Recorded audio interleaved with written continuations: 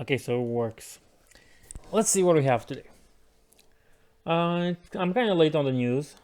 Been busy and stuff. But the Saga of the Beast, Prophecy of War, I think it was called. The preview has come out, and we can look at this nice little box that's way too overpriced for its own sake. Let's go over it a little and see what we do. We have 3 new models, that including Ragnar blackmane, ghazghkull or whatever his name is, and Makari, the little Gretchen with a big banner. Twice his size, in fact. Besides these new models, we have the infiltrators, or whatever they were called, 3 mega knobs and 5 knobs. You also have like a oiler or something, these little things, but I don't really think they should be counted in at this point. So, what's my problem with this box? Well, I think the main problem is the forces don't seem that equal. From what I know, the price of this box is at £105, which indeed is cheaper than Blood of the Phoenix or whatever that was called. No, Phoenix Rising. Which, yeah, it makes sense, but it doesn't offer really any value. Look at the Primaris stuff. So you get a 10-man squad that was in the Shadow Spear box. And that's it. They couldn't find anything else to put with Ragnar besides those. And maybe if the upgrade sprue for the Space Wolves would have been better, then probably then would have been more okay. But the upgrade sprue they used on the Tooth and Claw one was quite negligible. It was middle of the road. You could just put a shoulder pad on on all of them, and then be like, they're Space Wolves. But if you don't put a shoulder pad on them, you can make them Blood Angels or Ultramarines. In fact, Gabriel's set was right. They're just basically Ultramarines with different colors. For the Orc side, because we have to talk about the Orc side, which is the most valuable part of this box, guess it's okay in a way. Truth be told, the mega knobs and the knobs kind of together reach close to the price range of the box.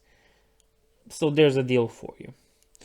Besides that, you also get the new 2 models and these little things that seem quite useless to me. True, it makes a lot of sense. This box is more oriented towards Orc players, and I mean, if you're an Orc player, I think it's good. I mean, you already have the models, and if you don't have the models, you just put them up together.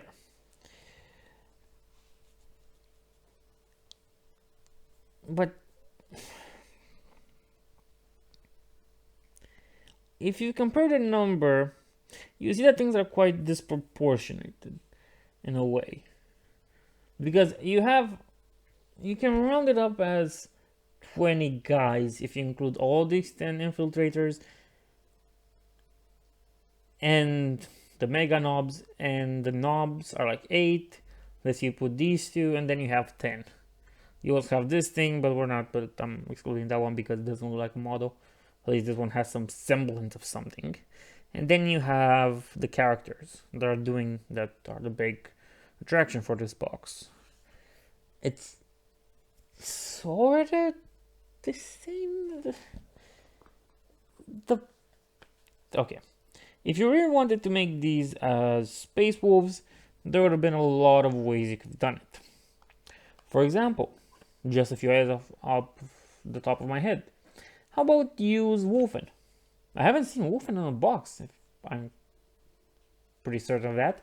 They didn't come with Tooth and Claw, and since Tooth and Claw, there hasn't been any Space Wolf box, and that's been like almost a year already. So Wolfen would have been good. the Space Wolf Tactical Squad. I know the Primaris are made to replace them, but the Tactical Squads are still better. And especially when it comes to the Space Wolves, who happen to be non-compliant to the Codex, to say the least. But in this situation, we have normal Primaris with a shoulder pad on against Orks who are not really that much of a big force. Again, it's a good box if you want to play Orks, or if you want to start collecting Orks. You get one huge model. Who my only gripe with is that he looks basically the same as the Hellbrute. But I guess at this point, what can you expect? And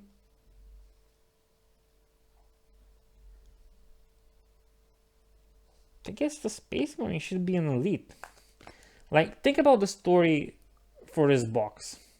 You have Ragnar against the Prophet of Gork and Mork. This should be an immense battle. Something in which the young wolf can prove himself, fight, win, become stronger, prove himself and make his own saga. And you have the Prophet, ghazghkull or whatever, who's a big boy. He's one chunky orc, if I may say so. This fight should have been more epic. Think about it. These models in this state right now, from the lore perspective, is after their first fight. So Ragnar passed through the Primaris Rubricon or whatever, which is still a dumb thing, but it's near here nor there. And ghazghkull just got repaired and got a hell lot stronger and chunkier. Now, in this box is supposed to be the clash after they've both evolved. They've reached their next stage, their next power level. Let's just say they both went Super Saiyan at this point. And the armies that they have to fight with are pretty lackluster, if I may say so.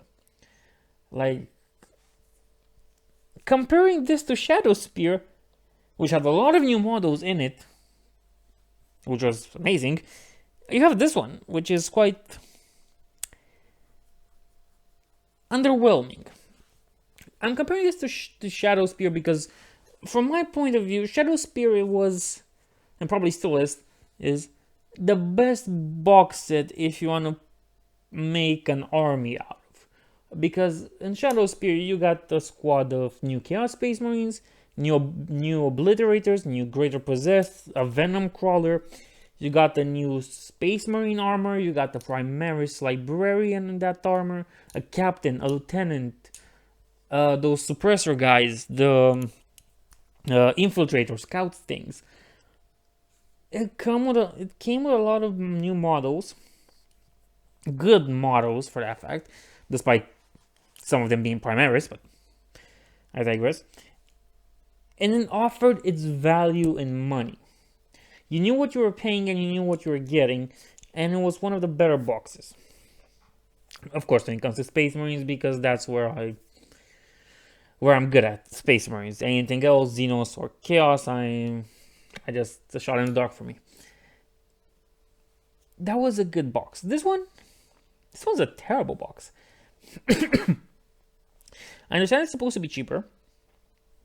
So at that point it stands. It's cheaper because it has lesser models.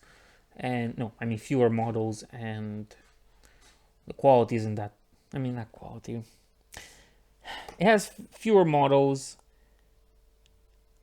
and it's more centered upon Ragnar, upon the main three characters. Well, two, because Makari can be pretty much out of it by his size. I think one kick from Ragnar would send him to his maker, but that's another point.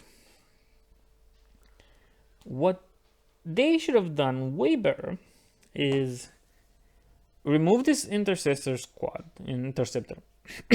Or even better, do it like Dark Imperium. Another great box to use, in fact, as a model. Put 5 of them. Make only 5.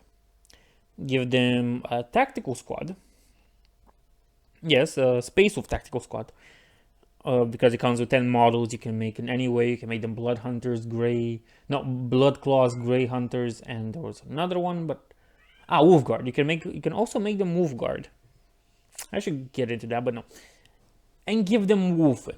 If you give them Wolfen and this, you kind of make it more okay for the Space Marine player. Now, how could you improve on the Orc side and make it the same? Well, I say keep it. Keep what you have right now and add maybe another squad of Mega Nobs and one squad of boys, and that's about it. With this addition, you can also pretty much price it at the price that the Phoenix Rising, or part of the Phoenix, always getting confused, has. And then it would probably be a better box. Really, it would probably be a better box. And this will also show that people, that Games Workshop still cares about the Firstborn. And let's be honest, the Firstborn are not dead. And there are a lot of people that don't buy Primaris stuff. Now, this would have been a nice, if it was done this way, it would have been a nice leeway to get into Primaris and get people that want normal models to also use Primaris. But what's done is done, and at this point, we're just gonna have to endure this box.